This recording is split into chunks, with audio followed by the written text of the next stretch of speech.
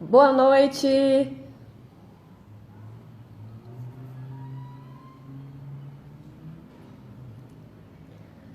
Boa noite, comunidade mais animada desse Brasil! Simbora para mais uma live! Boa noite, Instagramers do projeto Meninas Digitais! Sejam bem-vindos! Professora Natália na área!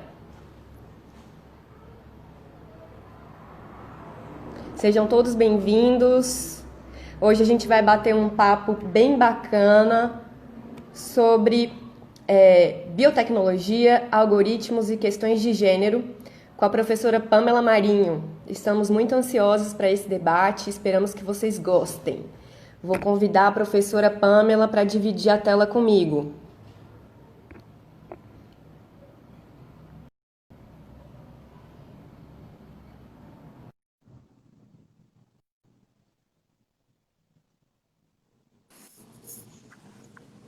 Oi, Olá, Pamela! olá, Boa tudo bem? Vocês noite! me ouvem? Eu te ouço bem. Pessoal, vocês nos ouvem?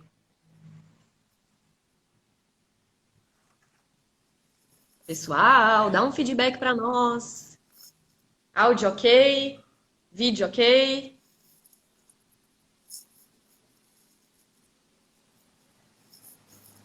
Ótimo. Então, vamos lá. Então, primeiramente, boa noite a todos os que já entraram. Obrigada pela presença.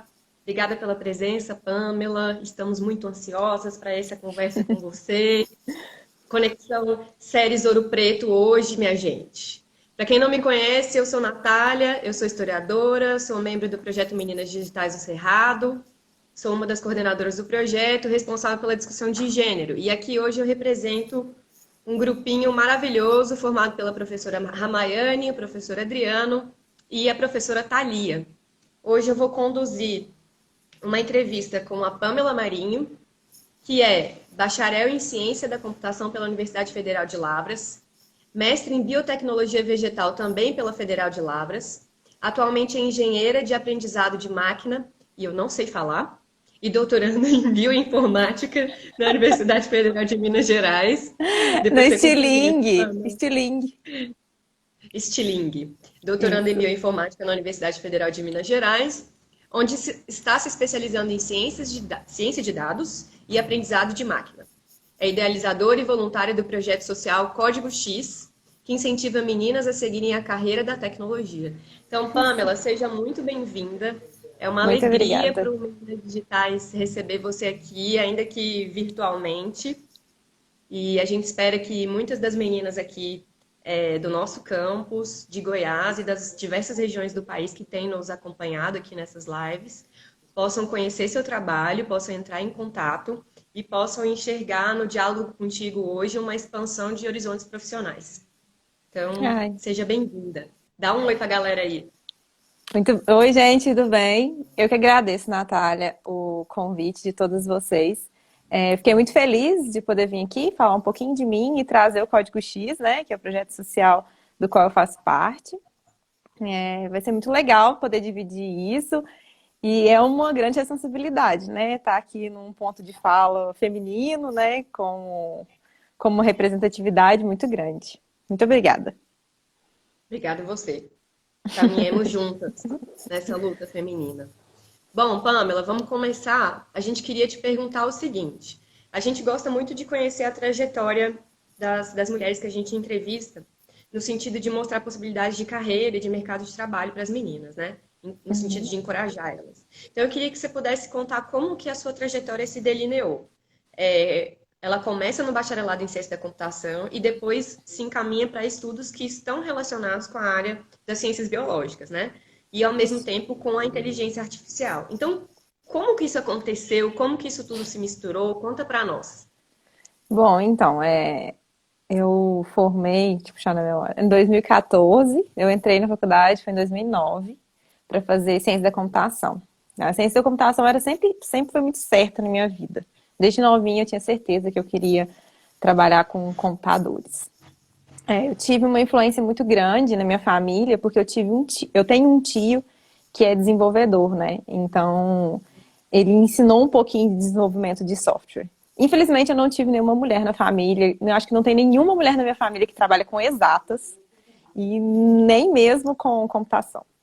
Então, depois que eu entrei para a graduação, desde o meu primeiro momento, assim, eu sempre tive uma vontade muito grande de trabalhar com computação aplicada, né? Assim, não só eu ver o resultado da computação num conjunto mais direto, em vez de um estudo, assim...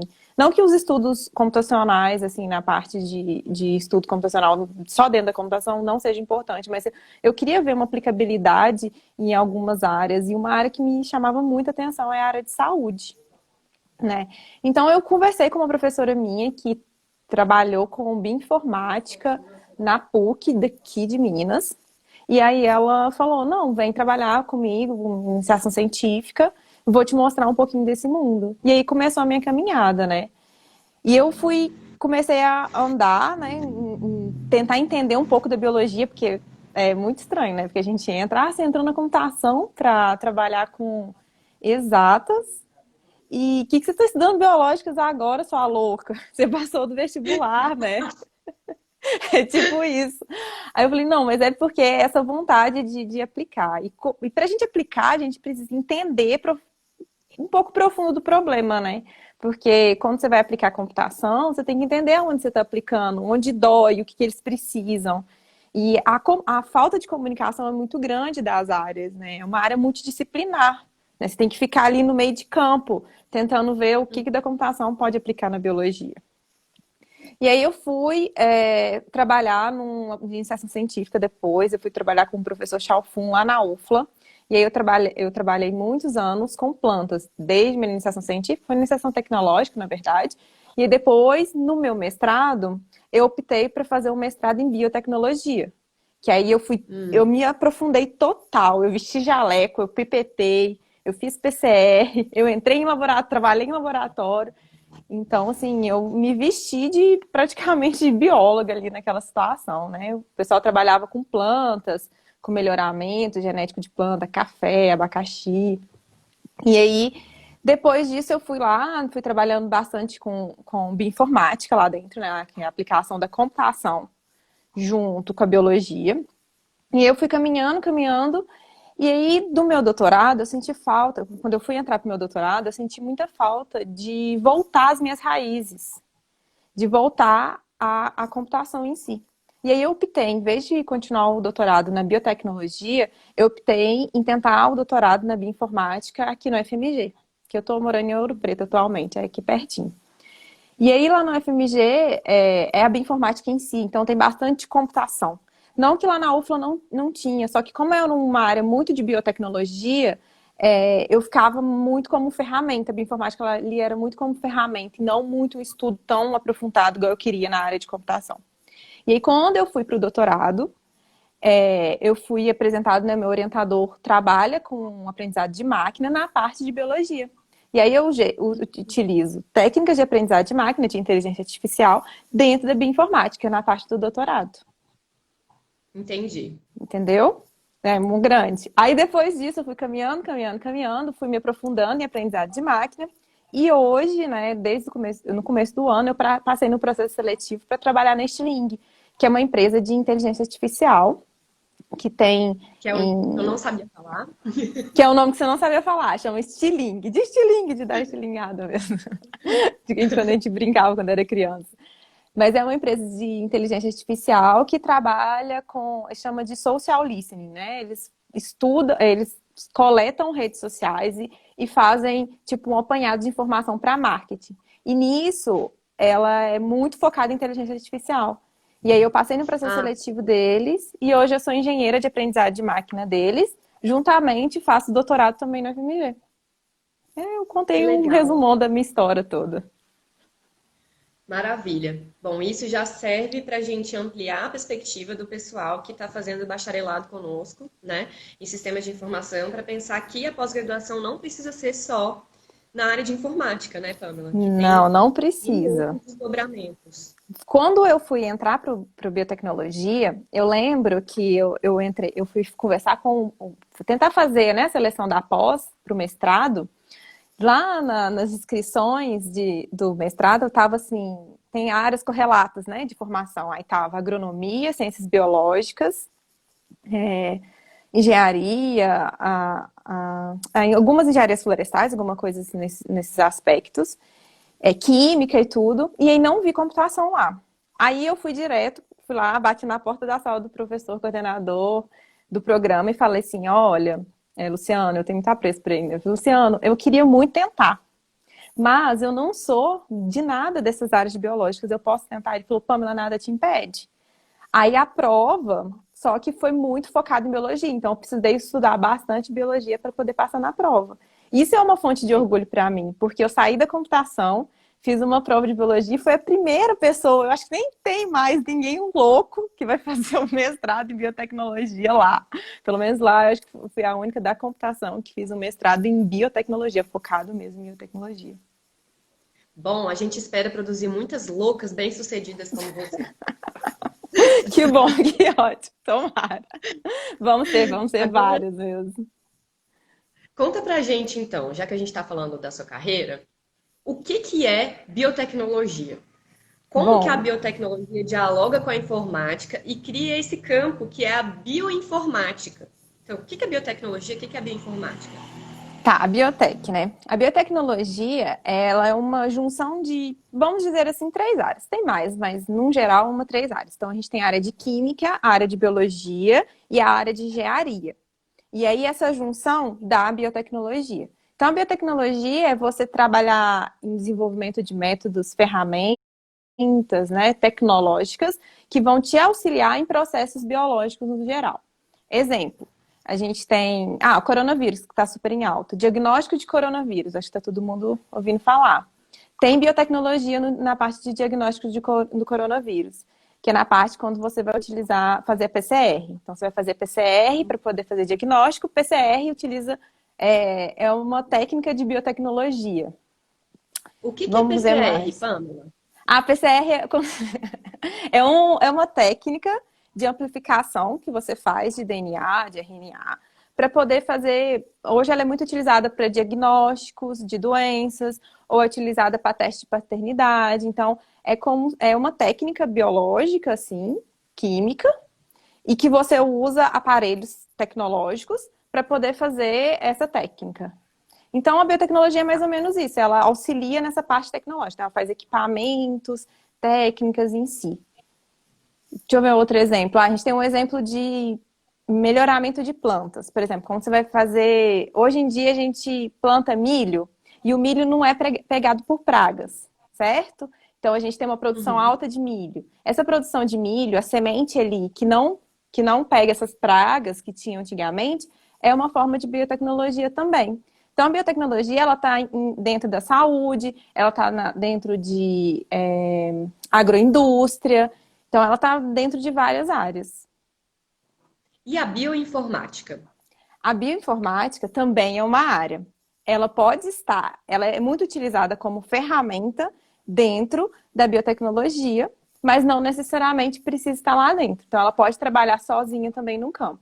Então, a bioinformática é a junção de duas grandes áreas, que é a biologia e a computação. Então, aí faz essa junção, esse interlaço aqui no meio é a bioinformática. A bioinformática, ela auxilia no quando você vai trabalhar, porque quando você vai trabalhar, quando a gente fala em bancada, em laboratório, biológico em si, técnicas, vamos dizer, mais convencionais, você tem um tempo muito grande para o desenvolvimento de alguma coisa ali. Quando você vai Uhum. trabalhar aplicando a bioinformática, você faz simulações computacionais que você diminui esse tempo. Entendeu? Esse Ah, tempo todo de comecei a processamento. entender. É como se fosse uma simulação computacional, mas em cima da área de biológicas. Entendi. E aí a pessoa Entendeu? que quiser se especializar, que quiser estudar bioinformática, qual que é o caminho que ela tem que seguir? Olha, a pessoa pode estar dos dois lados, né? A pessoa está do lado da biologia ou está do lado da computação. Se a pessoa está do lado da biologia, eu aconselho que ela estude computação. Então, ela estude computação na graduação dela, né? Tenta fazer uma iniciação científica, que eu acho que é uma coisa que ajuda muito quando a gente abre a mente, né? A iniciação científica começa a abrir nossa mente para problemas e tudo. Como que ela pode utilizar alguma técnica? Programação mais simples, aprender a programar, eu acho que já é um ótimo caminho para se seguir. E quando você está em caminhos opostos, por exemplo, eu tô igual eu, que vim da computação, o que eu fiz foi procurar uma iniciação científica numa área totalmente fora, assim, uma área biológica. Então, eu procurei iniciação científica na área agronômica, no qual eu trabalhei com plantas. O meu orientador era agrônomo, então ele me jogava os problemas, me explicava os problemas e eu com a minha cabeça ali na computação tentava solucionar. Então, eu acho que é um outro caminho também, que é os dois caminhos que podem ser seguidos. E aí a gente tem Que pós, né? bacana. A gente tem várias outras pós-graduações, mas eu tô falando antes um pouquinho na graduação. Aí no mestrado e no doutorado existem, então, pós, estrito sensu, na área de bioinformática. Sim, sim. No mestrado e no doutorado. Se eu não me engano, eu não sei se a gente tem 4 programas. A gente tem, acho que um na FMG, em São Paulo, acho que tem um no Sul e um no Norte. De mestrado, certeza. Mas doutorado eu não sei. Mas doutorado eu acho que a gente tem no FMG, que eu tenho certeza, no FMG e na USP, de bioinformática. Biotecnologia a gente já tem em vários lugares diferentes, a gente tem o programa de biotech. A gente tem biotecnologia na Embrapa, biotecnologia lá na UFLA, né, que é muito aqui, a gente tem o interior aqui de Minas, UFLA, Viçosa, que é muito agronômico, então tem muita biotecnologia. Então, são essas áreas, assim, biotech tem bastante, bioinformática é mais novo. Isso para nós é super interessante, porque aqui no IF Goiano Campus Sales, a gente tem tanto o bacharelado em agronomia, quanto o bacharelado em sistemas de informação. Então, Ah, essa legal. junção das duas áreas, além de ter biologia e química. Então, a junção entre essas áreas é uma coisa, é um potencial para nós aqui, né? É bem bacana poder apresentar isso para quem tá nos ouvindo. Muito Então, eu legal. sigo perguntando. No meu, só te falar uma coisa, no meu laboratório, que eu trabalhei na graduação, tinha agrônomo, biólogo e eu de computação, tudo trabalhando junto para desenvolver para resolver um problema. Então, o pessoal da agronomia trabalhava muito em campo e trazia dados do campo. O pessoal da biologia trabalhava muito em bancada, dados da bancada, e eu compilava, né, juntava todos aqueles dados no computador por simulações. Que massa, perfeito. Daí uma equipe interdisciplinar para resolver Isso. problemas, nesse caso, que eram da agronomia. Da agronomia, é isso, problemas de florescimento. A gente trabalha no laboratório, eu trabalhei com florescimento de café. Florescimento de várias outras plantas, né? Porque tem planta que a gente quer que floresce, tem planta que a gente não quer que floresce. O café a gente quer que floresce. A cana-de-açúcar a gente não quer que floresce para poder tirar o etanol. Então, tem essas problemáticas e dá para aplicar a computação nelas. Que maravilha, tô adorando. Então a gente pode pensar que a bioinformática ela abre um campo novo com novas profissões, né? O bioinformata, a profissão de bioinformata é um campo novo, né? Além dela, Sim. tem mais algum desdobramento profissional que você poderia mencionar? Você está falando da parte de bioinformática em si? Se você opta por fazer essa pós-graduação, né? Em Uhum. biotecnologia ou bioinformática, eu sei que você vai se tornar um biotecnólogo ou um Uhum. bioinformático. E Isso. aí tem outros caminhos que derivam dessas duas profissões? Aí tem as sub-áreas internas de cada uma, né? Que você pode trabalhar tanto na parte mais molecular, você pode mais, por exemplo, biotech, você pode ir muito para indústrias, né? A gente tem muitas indústrias, na parte das agrárias ou na parte de saúde. Bioinformática também, eu já vi muitas vagas, muitas não, algumas vagas aqui no Brasil dentro de laboratório de hospitais. Então você pode ir na parte de laboratório de hospitais também, que é parte de ciências biológicas, e sim, a biologia molecular em si, que é muito legal, diagnósticos, e aí Uhum, diversas outras áreas, abre o leque dentro, tem bastantes outras áreas. Eu trabalho no doutorado com bactérias, então também é uhum. uma outra sub-área. Você pode trabalhar com microbiologia e tal. E aí tem a farmácia também, né? Que você Tem isso, também. desenvolvimento de novos fármacos, que é muito interessante, né? Essa parte aí agora do coronavírus, de vacinas, desenvolvimento de vacinas, também entra bioinformática, entra muito bioinformática. Então, tem bastante Legal. área de desdobramento interno. Que são áreas de bastante potencial de desenvolvimento futuro, né? Sim, muito, muito. Essas áreas agora são muito emergentes. E Eu estava até lendo um estudo que essas áreas na área de saúde, eles estão predizendo que vai ter um grande crescimento devido a essa pandemia que a gente teve, né? E aí são áreas que necessitam demais de profissionais qualificados, assim. E tem pouco profissional no mercado. A gente não tem tanto profissional que tem essa faceta né? Multidisciplinar. Que Uhum. é importante isso, você ter essa multidisciplinariedade. Porque é aí que você consegue aplicar em diversos trabalhos diferentes, sabe? Eu acho que isso é uma necessidade do mercado agora. É muito interessante, né? Porque daí é uma demanda de que haja interdisciplinaridade na formação do pesquisador, né? Para ele Sim, poder usar a informática como resolução de problemas de outros campos do conhecimento. isso. Eu falo que às vezes o pessoal pergunta qual que é mais difícil, você sair da computação e ir para biologia ou você sair da biologia e ir para computação. As duas têm um grau de dificuldade, assim, que eu acho que é alto se você gosta, porque, tipo assim, quando você está na biologia, você tem que aprender pelo menos o mínimo de programação, que eu acho que é o que te vai levar a um patamar muito maior. E programação é lógica, é você fazer sempre que você vai entender. Quando você está na computação, você tem que aprender algumas coisas, não precisam ser profundas, mas de processos biológicos. E aquilo é leitura, né? Leitura, entender os processos, estudar mesmo, ler livros de biologia, tudo isso. Então, eu acho que os dois são desafios bacanas de se fazerem. Que ótimo, pessoal. Então, quem nos assiste da biologia e da computação, mantenham isso em perspectiva. Agora, falta a gente entender como que chegou a história do aprendizado de máquina, o Como, machine Jesus? learning, a inteligência artificial na sua carreira. Então, como que chegou isso na sua trajetória e o que que é isso, Pamela? O que que é machine learning? Então, antes da gente falar o que é aprendizado de máquina, a gente tem que entender que a biologia, ela passou nesses últimos anos por um boom de crescimento de dados. O que aconteceu? Por causa da biotecnologia, desenvolveram máquinas que fazem o sequenciamento mais rápido de vários tipos de organismos. Então, ela consegue ler os dados biológicos milhares de vezes mais rápidos. Só que aí ela vai lendo aqueles tantos de dados biológicos e armazenando.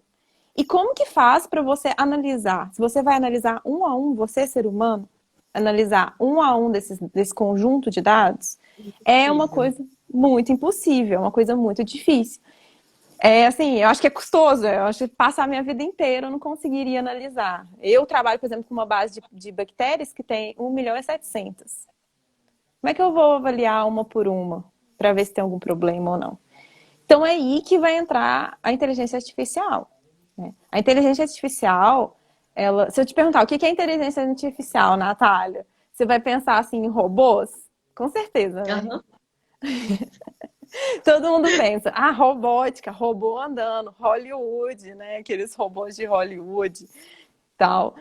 E isso realmente é uma coisa que a inteligência artificial, ela nasceu com esse conceito, ela foi modificada com esse conceito. Então, ela nasceu... Inteligência artificial tem o teorema, assim, do Alan Turing, do pai da computação, eu falo do nosso pai da computação, que ele falou mais ou menos em 1950 sobre inteligência artificial, e ele fala que se você conversar com uma máquina e você não notar se ela é uma máquina ou um ser humano, é que ela passou no teste. Ou seja, é uma inteligência artificial. Então, hoje isso já acontece. A gente não conversa com chatbot, com aqueles chats de lojas, e você só não sabe se é um atendente virtual ou se realmente é uma pessoa falando com você.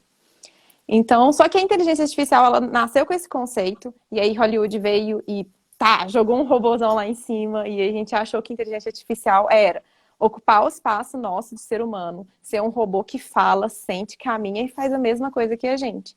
Só que aí ela mudou muito porque é hoje. Hoje a gente tem o que a gente chama de inteligência artificial específica, né? Que é a inteligência artificial fraca. Ou seja, não que ela seja fraca de no forte, fraca, eu não gosto nem desse conceito, mas que ela seja no ponto específico de uma tarefa. Por exemplo, eu quero ter um chat que super conversa e ajuda nos atendimentos antes de chegar no atendente.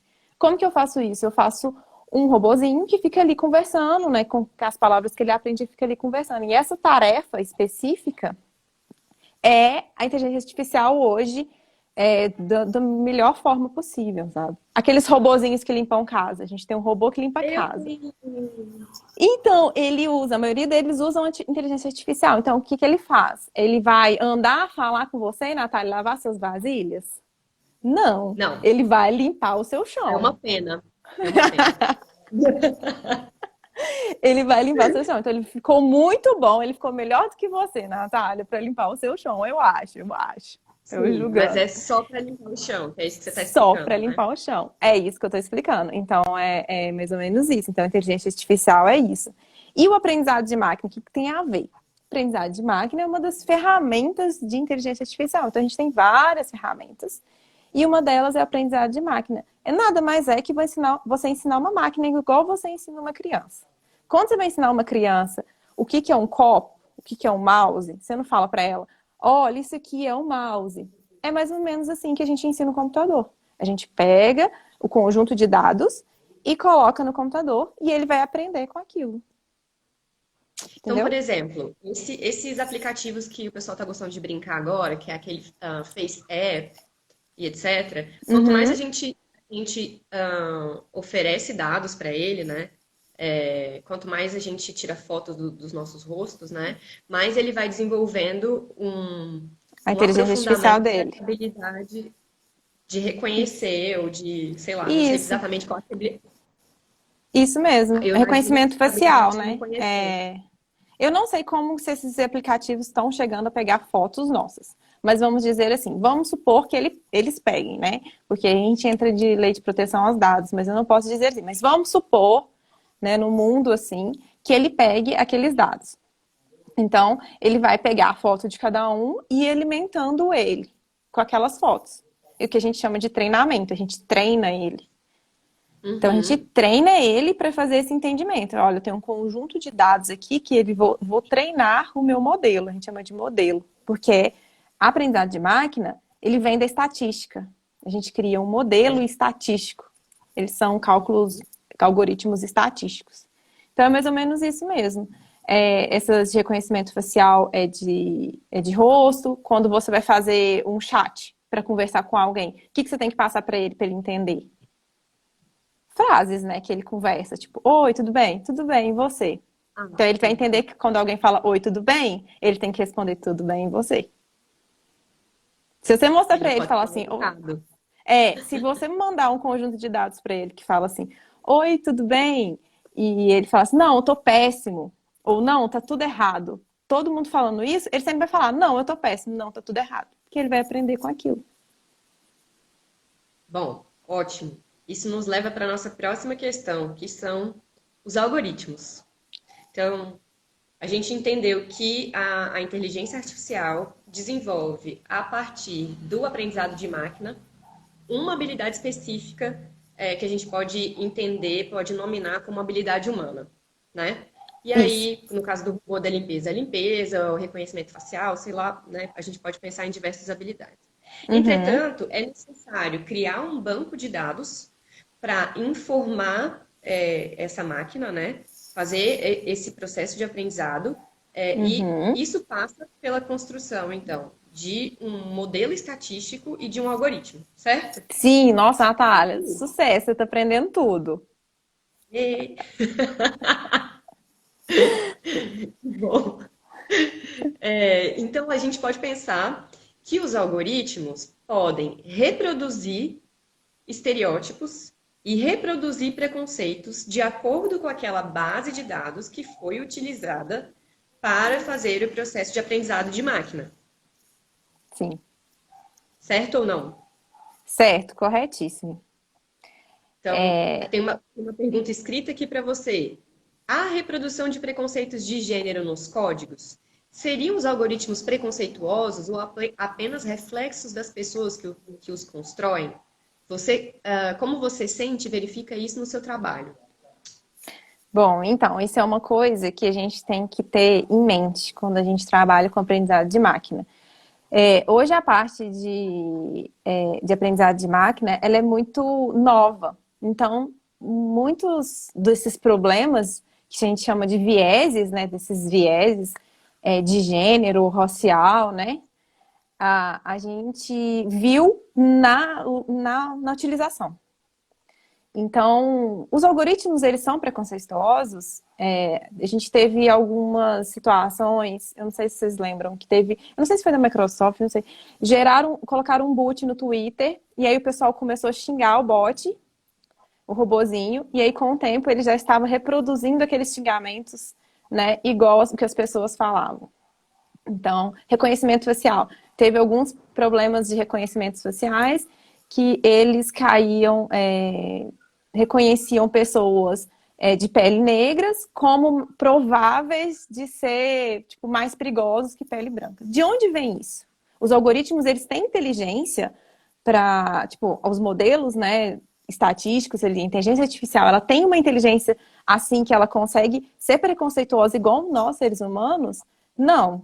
O que acontece é os dados que os desenvolvedores, né, que os engenheiros de machine learning ou cientistas de dados alimentam esses algoritmos.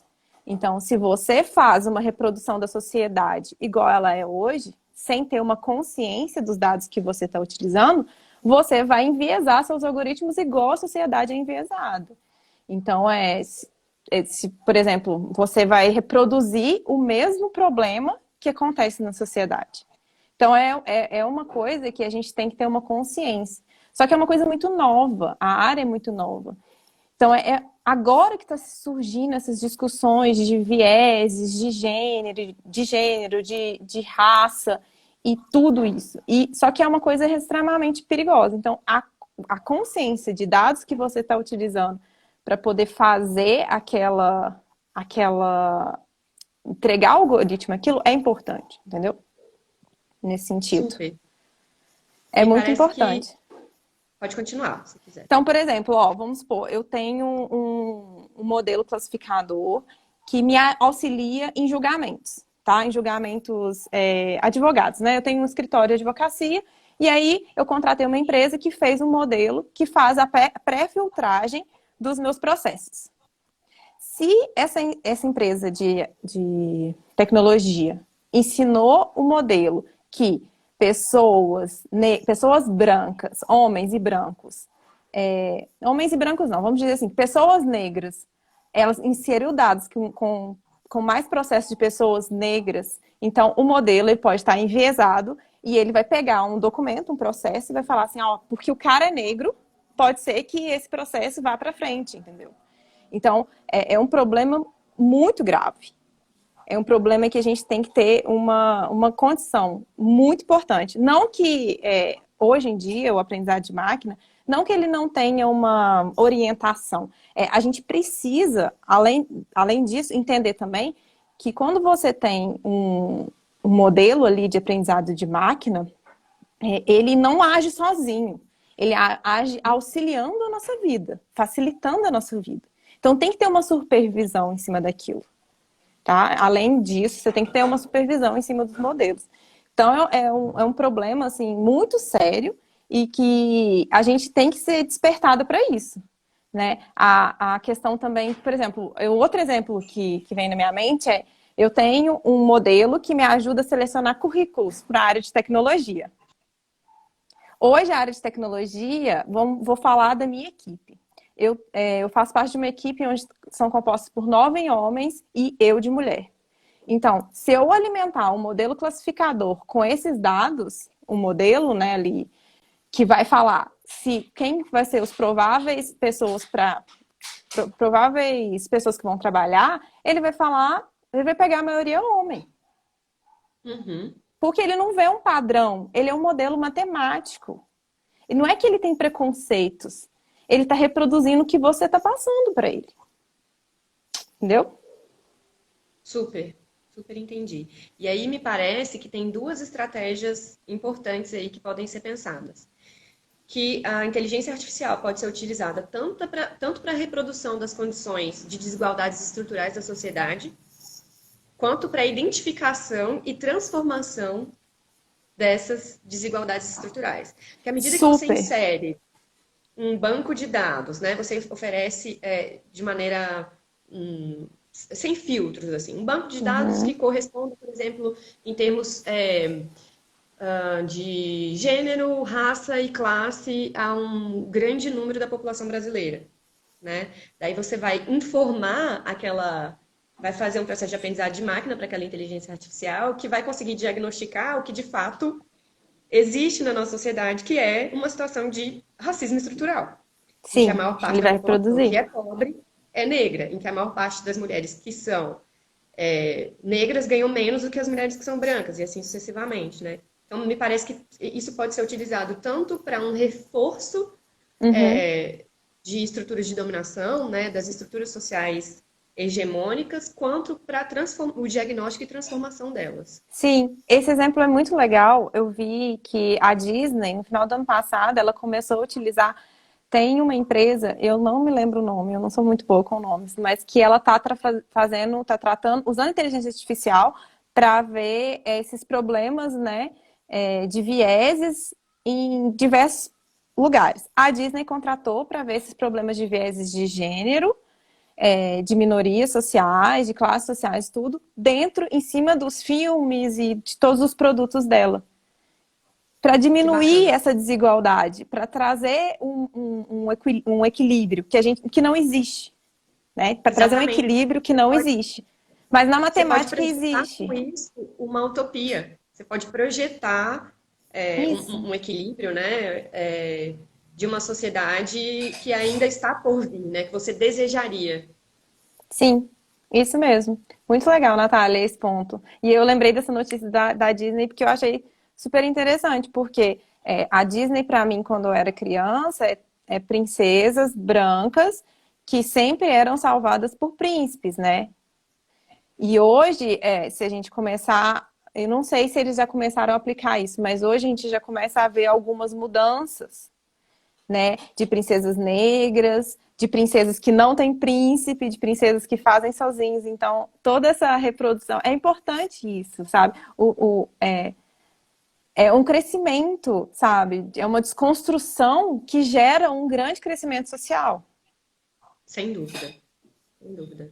Que a gente costuma desassociar o imaginário social e o conjunto das representações, né, das situações reais de preconceito e discriminação. Só que as situações reais de preconceito e discriminação derivam das ideias que são reproduzidas, às vezes de maneira inconsciente, né? E que estão presentes aí, nos Uhum. filmes, nas propagandas, né? Então, se a gente consegue usar os algoritmos no sentido de perceber quais são os preconceitos que a gente está reproduzindo e diagnosticar, a gente pode combater também. Sim, com certeza. Então, tá aí a importância de profissionais que trabalham com essa área de inteligência artificial ou que querem trabalhar ter essa percepção. É importante ter esse tato, essa percepção, porque você simplesmente vai reproduzir um problema. Então, você tem que ter essa responsabilidade do que você está trabalhando. Então, Isso a discussão sobre ética, ela deve ser bastante presente nesse trabalho de inteligência artificial, né? ainda não é, deve ser. Ainda não é. Não é, Natália. Não é. Juro.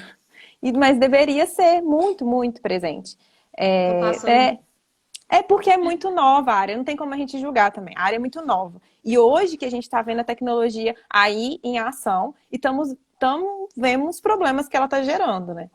Porque uma coisa é você testar em laboratório, aqueles modelos que você está fazendo. Outra coisa é você jogar esse modelo para o mundo e as pessoas começarem a testar. E aí você vai começar a enxergar os vieses. Só que aí, o interessante é a gente ter essa discussão. Por exemplo, nunca tive essa discussão de inteligência artificial no meu processo de formação. Eu estou tendo agora com a visão, né, porque eu sempre me interessei por gênero, por essa discussão de gênero, por tudo que eu vivo como mulher. Então, eu comecei a ver essa problemática dentro. Né? A gente tem algumas iniciativas que estão surgindo no mundo para regulamentar tudo isso, todas essas situações éticas que a gente precisa ser regulamentada, só que tudo é muito novo. No Brasil, então, nem se fala. No Brasil, então, não se fala, porque a minha área, por exemplo, a minha profissão, que é engenheira de aprendizado de máquina, não é uma profissão comum no Brasil. São pouquíssimas Não. pessoas. Então, assim, essa consciência, e são pouquíssimas pessoas, e a maioria são homens. Então, essa consciência de eu estar inserida na minoria que a gente diz que é mulheres, negros e toda essa parte de sociedade que são mais vitimizados com tudo, com todo o processo, né, que a gente teve social, não é uma discussão que está sendo feita todo o tempo, que agora que tem que sempre acontecer, não. Então, vem em mim por causa de tudo que eu já sofri. Só que a gente tem que Bom, reproduzir. Hoje é importante montar comitês, montar leis, montar tudo isso.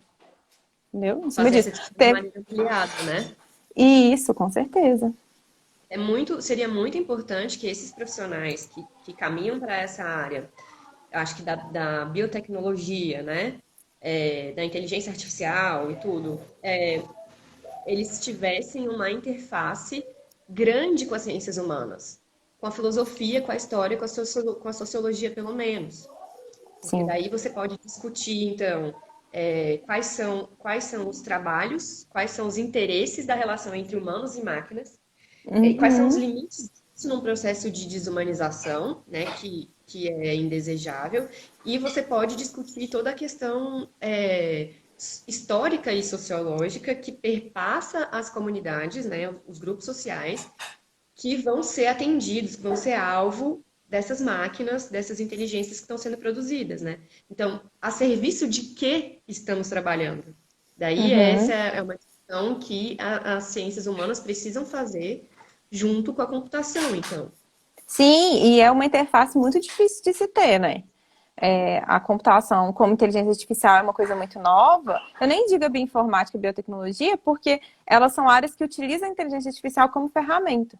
Então, eu acho que qualquer pessoa que trabalha com inteligência artificial, seja em qualquer âmbito, porque é importante ter essa interface. Se você não faz parte da minoria, não vai sentir na pele o que acontece, você nunca vai ver esse problema se você não tem empatia, às vezes, ou se você não tem essa interface. E essa é uma interface muito difícil de se acontecer. Eu vejo na área de tecnologia um distanciamento muito grande dessa correlação. E é uma relação que é extremamente importante. Igual você falou, o limite. Qual é o limite da tecnologia, da desumanização? O limite da tecnologia. Isso é uma coisa extremamente importante. Porque antes muitos lugares, muitos pensamentos, é que não existia limite. No tanto que a inteligência artificial podia ser um robô que faria a mesma coisa que a gente. E a gente não quer isso. A gente só quer que Uhum. facilite as nossas tarefas do dia a dia, facilite tarefas específicas. E Entendeu? aí eu acho que a inteligência artificial vira um campo de disputa político muito importante. Porque isso aqui que nós estamos fazendo hoje, que é informar sobre a existência desse campo, informar sobre a potência dele em termos de trabalho, né, de mercado, é muito importante no sentido de estimular que mulheres e outras minorias políticas ocupem esses espaços de produção desses algoritmos, de produção dessas inteligências artificiais, né? De realização desse processo de aprendizado de máquinas. Porque aí sim, quando você tiver uma camada bastante diversificada da sociedade controlando ou acessando esse processo de produção dessa tecnologia, aí você pode ter, então, uma tecnologia que seja um pouco mais correspondente Mais aos equilibrada. desejos mais amplos da sociedade. Senão ela Sim. pode se tornar, de uma maneira distópica, um instrumento de opressão. Sim, super. Com certeza. Como vários modelos, vários inteligências artificiais aí já se tornaram e tiveram que ser desligadas, entende? Saiu uma notícia da IBM que ela desligou o reconhecimento facial dela por causa de problemas, né, de vieses raciais. Então, ela teve que desligar o algoritmo, chegou a esse ponto. Né? Então, assim, é importante a gente ter essa diversidade. O importante da diversidade está aí, de ter esse pensamento, né? De ter um lugar diverso onde todo mundo tem os pensamentos, porque nada mais que só você tá sentindo, você saber o que você pode reproduzir, seu ponto de fala, seu local de fala, né? Então é importante, assim, muito, muito, muito essa discussão. Convida a gente das ciências humanas que a gente vai.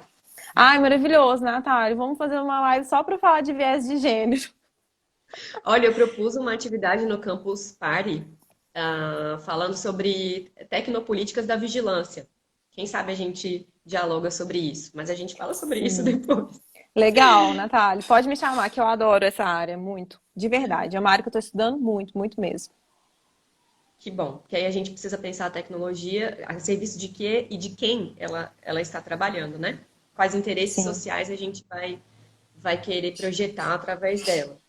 Aí a gente tem que correr um pouquinho no nosso tempo, como a gente imaginava, o tempo é pouco. A gente já imaginou isso já.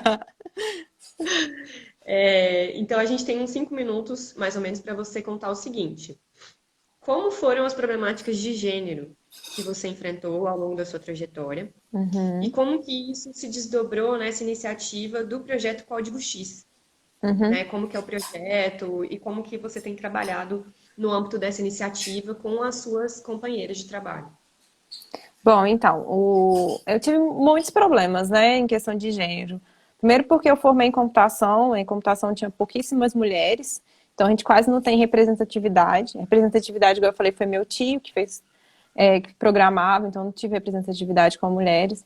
Dentro da universidade, a gente tem muitos homens, então não é um lugar que eu digo, é um lugar extremamente masculino, assim, carrega muitas histórias machistas, muita reprodução do machismo. Então, tanto em questão dos professores, tanto em questão dos alunos, então veio toda essa questão. Hoje eu também, no mercado de trabalho, eu vejo muito isso. Eu vejo na minha equipe que eu sou a única mulher que chegou esse ano ainda, olha, pensa, depois de anos ainda, única mulher. Então, é uma reprodução que eu vejo muito grande. E eu sempre tive essa vontade de ensinar programação, de trazer a programação como um meio de ferramenta para as minorias. Então, a minha vontade era de trazer a computação, formação, toda a minha formação, como um emprego, uma profissão para as minorias. E aí eu tive a oportunidade de trabalhar com mulheres. Então, assim, foi um edital que abriu, e a gente não conseguiu passar nessa questão do edital, do Código X. Só que aí eu resolvi trazer para Ouro Preto, que é a cidade que eu estou trabalhando hoje, onde eu moro com meu marido e tudo. Convidei algumas amigas minhas e elas abraçaram super a causa e aí a gente criou o Código X aqui em Ouro Preto. Então, o Código X é um projeto social, independente, feito de mulheres para meninas, que é de regiões com baixa renda social. Então, a gente está englobado hoje em cima lá do Morro São Cristóvão, aqui de Ouro Preto. Ouro Preto é uma cidade que carrega toda a questão social, racial, escravidão nas costas. Então, mais de 70% da população daqui é negra. Então, a gente tem que... É uma coisa que eu me senti muito pesado de aplicar, sabe? De trazer. Então, aí a gente está lá inserido lá com o Código X. Então, a gente ensina tecnologia para as meninas, de ensino fundamental. Então, a gente tem meninas de 9 a 12 anos, que aprendem programação, que aprendem um pouco de tecnologia, aprendem quem são as mulheres dessa área de programação e tudo isso. A gente faz Falei muito isso rapidinho. aqui, falar sobre a história das mulheres na computação. Isso, aí a gente leva como Continua. forma representativa e também como uma opção, assim, que elas vão ter futuras de talvez trabalhar com isso. Não significa que o Código X é um despertar feminino para a tecnologia. Então a gente está tentando levar para meninas a questão da tecnologia, né? É uma coisa que a gente não tem, que tem que ser desde pequenininha, você ensinar o que é matemática. Pouquíssimas mulheres, crianças, já reproduzem que, eu não gosto de matemática. O que você quer ser quando crescer? Eu quero ser médica, eu quero trabalhar com saúde, e quase nenhuma fala da reprodução não fala na área de exatas, porque vem todo o problema social que começa ali embaixo. Então a gente resolveu atacar lá embaixo. A gente resolveu atacar as meninas lá embaixo para que elas já se cresçam empoderadas e fortes o suficiente para elas escolherem o que elas querem fazer. E elas têm um leque de opção. Maravilha. E forte o suficiente para resistir ao preconceito e aos Sim, estereótipos de gênero que serão enfrentados ao longo do processo de formação e no mercado de trabalho, né? Porque uma das coisas que a gente tem visto também é que mesmo para aquelas meninas que sobreviveram, né, que conseguiram ressignificar essa coisa dos estereótipos de gênero relacionados às áreas de exatas e tecnologia, né, Uhum. computação, elas muitas vezes no meio do caminho, na inserção profissional, elas sofrem tanto a violência, né, seja simbólica, seja material, que no percurso elas desistem, né? Então, Muito. esse processo de empoderamento no início e na formação é fundamental para que elas se insiram nesse mercado e se inserindo no mercado, adotando uma nova conduta, elas vão transformando a área, né? Elas consigam continuar. Porque entrar é difícil, mas continuar caminhando de tantas coisas que a gente escuta, né? Então, tudo que a gente vê, a gente tem que se autoafirmar o tempo todo. Eu, como mulher, tenho que me autoafirmar. Não é bom, não tá rodando, meu código é ótimo. Testa aí, vai funcionar, entende? Essa afirmação que a gente tem que se fazer é cansativa. Né? E Sim. acaba muito com a gente. Isso é uma coisa que eu sofro muito. Assim, eu sinto muita dor em relação a isso, de ficar me autoafirmando que não, Pamela, você é boa, você vai dar conta. Eu tentando me levantar, porque são muitas dúvidas. Todo mundo duvida muito da gente, da nossa capacidade, não enxerga a nossa capacidade e duvida o tempo todo. Então, eu acho que é a parte ali mais difícil, né? E a gente trazer isso de forma representativa, nós, olha aqui, nós como mulheres viemos de talvez realidades próximas, pode ser um pouco mais diferente, mas somos mulheres, somos do mesmo gênero. Eu consegui, você vai conseguir, pega na minha mão, vamos juntas, Isso. entende? Vamos junto, né? Eu acho que esse potencial de projetos que caminham juntos, né, e que articulam mulheres para que essas mulheres se acompanhem ao longo da trajetória é fundamental para que a gente tenha relações de sororidade e supere, né, esses obstáculos juntas. Com certeza. Amei. Bom, a gente tem 8 minutos e tem perguntas. Então eu vou Sim. tentar condensar aqui. Tem uma pergunta do Cleon que diz o seguinte: você conta do professor que fez IC e tudo. Teve algum professor que te desencorajou a ir para a computação aplicada durante a graduação? Ou você Teve. sempre foi incentivada? Não, não, teve. Teve professores que foram me desencorajaram, sim, para ir para computação aplicada. Primeiro porque não entendia. Hoje eu falo que não entendia na área, mas na época falou assim que, isso não vai te dar dinheiro, isso não vai te levar a lugar nenhum. Tipo, eu nunca ouvi falar disso, então desdenha muito. E de onde eu vim, essa multidisciplinaridade não existe tanto, não, sabe? Foi eu muito correr atrás.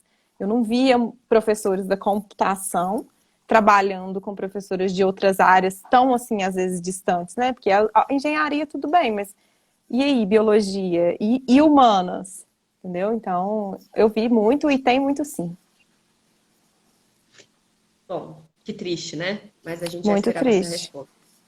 E aí tem duas Mas aí perguntas você que eu vou fala pra ele, eu associar. não tô nem aí, eu vou fazer mesmo. Que eu vim nesse mundo é pra incomodar. É isso. A gente carrega esse lema. Você pode vir para cá para a série trabalhar com a gente. Tipo isso, se eu não vim nesse mundo pra mim, eu vim pra quê, gente? Eu vim aqui é pra contradizer o que você, branco, hétero, homem, tá falando.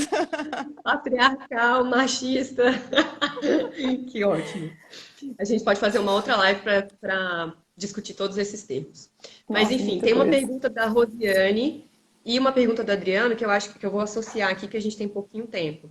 Mas eles estão perguntando basicamente o seguinte: como que a gente pode implementar a inteligência artificial sem que o algoritmo seja preconceituoso? Como que a gente vai lidar com esse problema do preconceito dos algoritmos?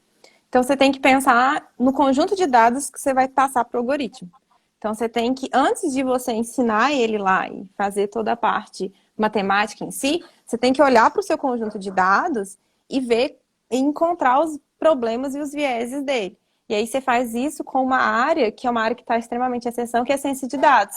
Então, antes de você treinar, você dá uma olhada para os seus dados, analisa seus dados, vê a problemática que ele tem e faz o que a gente chama de balanceamento. Então, você vai balancear o seu problema.